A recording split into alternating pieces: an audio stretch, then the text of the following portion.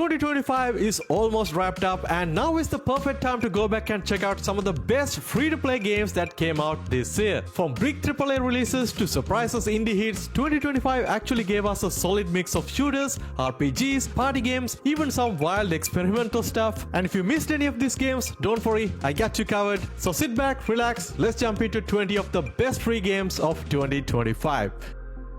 I already cover most of these games on my monthly free game coverage, but there are a couple of new ones here as well. I'm starting with one of the biggest games to come out in 2025, and that is Where Winds Meet. Where Winds Meet feel like a mix of Ghost of Tsushima and a classic Wuxia movie, but with a massive fantasy world to explore. The game literally came out a month ago and it's exploding in popularity, and at the time of recording the video, the game is having more than 135,000 plus concurrent players on Steam. The game actually set in the 10th century China, where you're playing as a young swordsman, and the game gives you so much freedom. You can literally play the game however you want. You can make your own character, choose your preferred difficulty. It even asks your preferred playstyle. You can literally play the game as a completely single player action focused open world game, or like a massive MMORPG. The story pushes you to explore mysteries in the world but never really forces you to rush, and the side quests, random NPCs, hidden areas make the world feel a lot more alive. The game is 100% free to play with no pay to win elements. Of course, there are battle passes, cosmetic items you can get, but these are not mandatory to enjoy the game to its full potential. Honestly, if you like open world adventure games, this one is definitely worth jumping into. And also, the mobile version literally came out a couple of days ago, so always a good time to jump in and check out.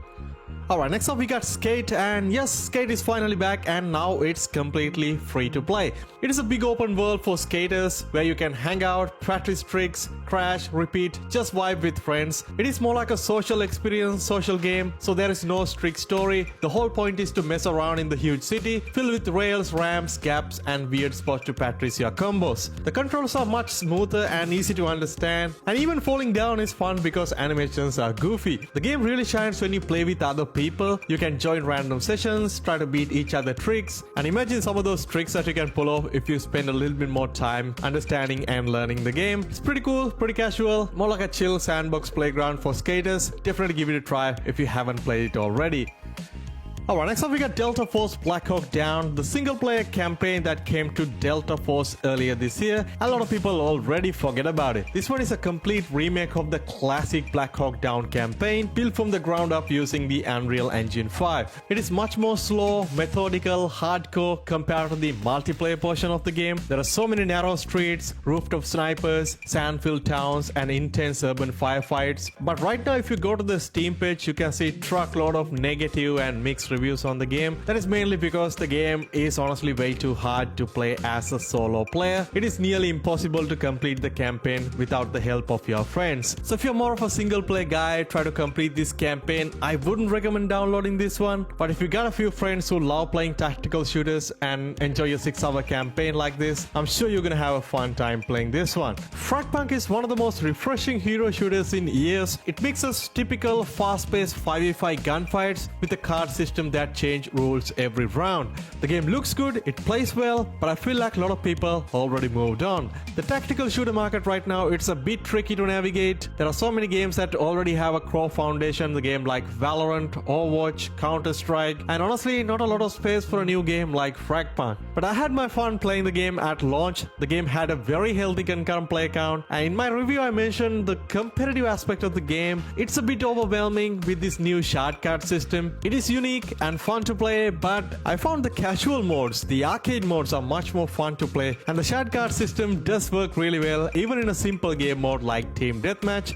Overall, fun game. If you're tired of playing Valorant, maybe just give it a try. Blue Protocol Star Resonance is one of the popular RPG games to come out in 2025, and this one is basically an anime action RPG with some MMO element, and it does a great job blending open world exploration with some fast, flashy combat. You get to explore beautiful towns, forests, deserts, dungeons while playing through the story about different factions and mysterious powers. And honestly, to me, the game feels like a mix of Genshin Impact style action and traditional MMO co-op. I haven't spent a lot of time playing this, but I know it's very popular on Steam at the moment. So if you're into anime RPGs and want a free game with a big open world and fun combat, yeah, it is a very good option on the market right now. Alright, Sonic Rumble. This one is basically Fall Guys with Sonic characters, but with more faster and more chaotic dynamic gameplay. You can join races with tons of players and try to survive obstacle course, moving platforms, spinning traps, and crazy level design that send you flying off the map. The game is silly, colorful, and fun in short bursts, but one aspect a lot of people complain about is the monetization. It is absolutely predatory with extremely expensive skins, battle passes, subscription models, all this stuff packed into the game. It is a fun party game to play with friends, but just do not spend any money on the game, just play for fun. I did play the game a little bit, but I feel like I'm not the target audience for a game like this, but honestly not a bad game to jump in and have some fun. If you're a fan of sci-fi mech style shooters, Mecha Break is gotta be one of the best ones to came out in 2025. The game is all about jumping into these giant robots, mechs, and going full anime mode in PvP matches. It got deep customization. You can set up different frames, weapons, rockets, shields, and paint jobs and let you create your own dream mech, I would say. The gameplay and the matches are fun and very explosive, letting you dash around, fire missiles, burst into air. It is honestly feels a bit more like an accessible version of Armored Core if you ever played that game, but with a more brighter and arcade heavy style. Pretty fun game if you're into this style of fast-paced mech style shooters. Alright, Fallout 84. This is not technically a brand new game, came out in 2025, but this first person mode completely changed the way Fallout 84 plays, make it more feel like a modern hero shooter rather than a mobile style third person battle royale. This first person mode adds more seriousness and skill based gameplay to the game. It is much more satisfying now, especially if you love first person games like myself, but it is still Fallout 84, so it won't replace any big shooters like Apex, but if you're looking for a fun alternative option on the battle royale market, Fallout, it's a pretty good one to check out, so I feel like still worth mentioning in our today's list. Persona 5 Phantom X bring the classic Persona style gameplay but now into a free-to-play format without losing its charm. You still get that stylish menus, jazzy music and mix of school life plus supernatural battles. The story follows a new group of Phantom Thieves. While it's not directly tied to the original cast, it still carries their same spirit. It got that classic turn-based combat. It is smooth, flashy and easy to learn even if you are new to the series. And to be honest, I haven't really played any mainline Persona games myself, but if you love anime RPGs, story-driven games, anything Persona related, this one is 100% worth jumping into.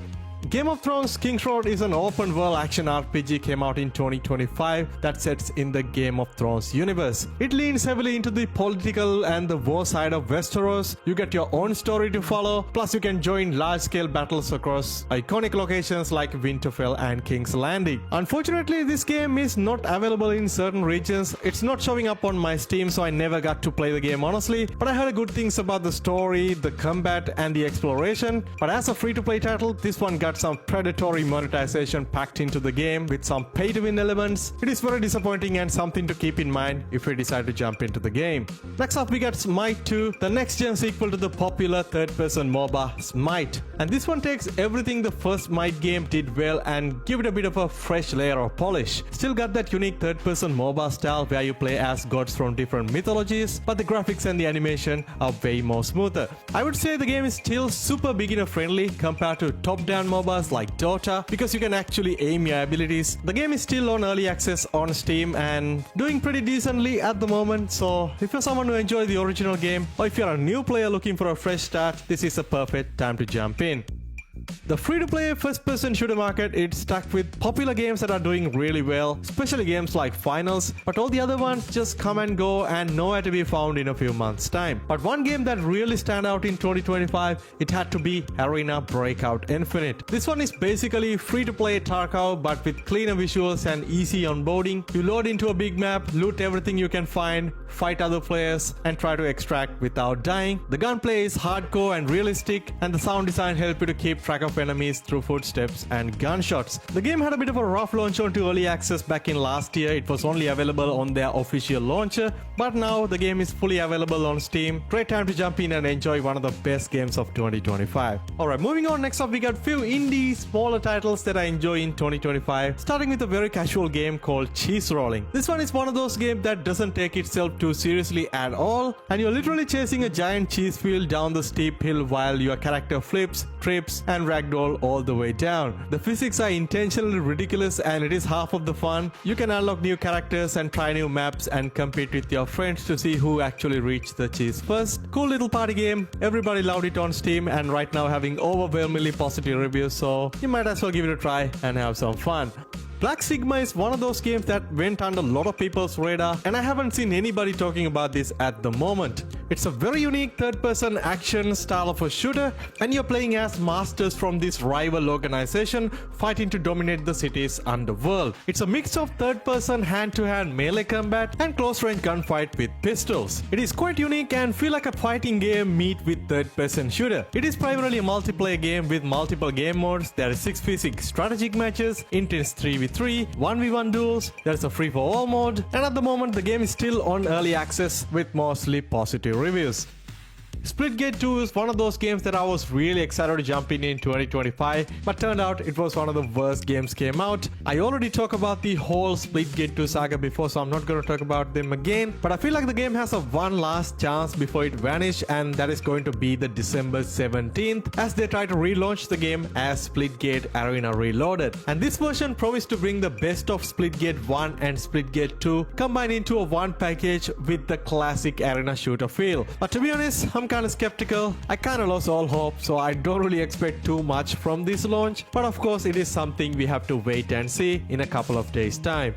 Alright, moving on to an awesome third-person shooter that a lot of people didn't even knew that was free, and it is Arcadegeddon. This game initially launched back in 2022, but very recently went completely free to play. It's a very fun co-op third-person sci-fi shooter where you and your friends jump into an arcade world full of colorful enemies, loots and bosses. The gameplay loop is very simple but fun. You run, shoot, upgrade your weapon and keep pushing forward through different biomes, and each level has a different theme like a neon cities, cyber jungles, glitchy arcade stages, and the game constantly gives you new guns, power-ups that keep things interesting. At the moment, the only downside about the game is lack of players, and it shouldn't bother you because you can play the game solo, single player, and if you get a couple of friends, you all can simply jump in and enjoy without any hassle. A single-player story shooter that I surprisingly enjoyed in 2025 is had to be Darkenstein 3D. It is a retro boomer shooter inspired from Return to Castle Wolfenstein and old Doom games, actually made by an indie developer over 4 years. The story is very simple. You play as a hobo guy in this 1940s Germany whose loyal dog Gunther was kidnapped by Nazi during a raid, and now you gotta fight through enemy territory to get your dog back. Story is very simple but hilarious, but the gameplay is much more fun. It's fast, brutal, old school first person action. There's a pretty decent campaign, will take you around 5 hours to complete, so pretty good single player game. If you haven't played already, you can download it right now on Steam for absolutely free. Next up we got 2XKO, Riot's League fighting game. It's finally here. The game launched onto early access I believe in early October, and I kinda missed it all along. The game is on early access and at the moment it is only available on PC. You can download it completely free from the Riot client. It is a 2v2 tag team fighter with League of Legends champions. It's similar to something like Marvel vs Capcom but with League of Legends characters. The controls are very simplified so anyone can pick up, but there is a depth for hardcore players. At the moment the game is very much on early access. There are very few game modes and only 11 characters, but the core gameplay is very solid. If you're someone who enjoys fighting games and if you're playing on PC, you can simply download and play it, and hopefully the console version and a full release will come out in sometimes 2026. Rainbow Six Siege went completely free to play in 2025, as a lot of you guys already know, and now it's known as Tom Clancy's Rainbow Six Siege X. With this new free to play edition, they added a new mode called Dual Front. It is somewhat different from the round based core Siege experience. This one is a 6v6 mode on a massive map, and both teams attack and defend simultaneously with respawns and operator stops on the fly. So it is overall much more casual and much more accessible for the new players, which I think is a great addition. But just like PUBG, as a free-to-play player, you won't be having access to the rank mode or the leaderboards. But if you're someone who never played Siege before, if you think that the game is too complex for you, and I think this is a very good starting point, and you can simply download and try the game for absolutely free. And finally, we are moving on to Battlefield Red Sec. a free-to-play spin-off of the Battlefield franchise that launched in October 2025. I gotta say, the honeymoon period is over for Battlefield RedSec, but I've been playing the game more regularly and just having casual fun time with my friends, and it is a free-to-play battle royale mode and drop you into this huge map called Fort Linden, where up to 100 players fight in squad, duo, and try to be the last team standing. It got that signature Battlefield style destructions, vehicles, tanks, choppers, and class system that pushes teamwork. Even include a brand new mode called Gauntlet, which is more like a faster paced round-based elimination mode, and both modes are pretty fun to play. But the initial hype was completely gone at the moment. They need to push new updates, new content, new maps to the game to keep the gameplay loop fresh. It's a good time to jump in and enjoy if you haven't played it yet, and hopefully we'll see more stuff in 2026. Well, there you have it guys, 20 of the best free-to-play games that dropped in 2025, and honestly this year was packed with surprises, and 2026 is going to be even more popular with so many new games coming out. And as always, if you enjoyed the video guys, don't forget to hit that like button, subscribe, and stay tuned for more free-to-play game content like this. I'll catch you guys soon in the next one. Stay safe.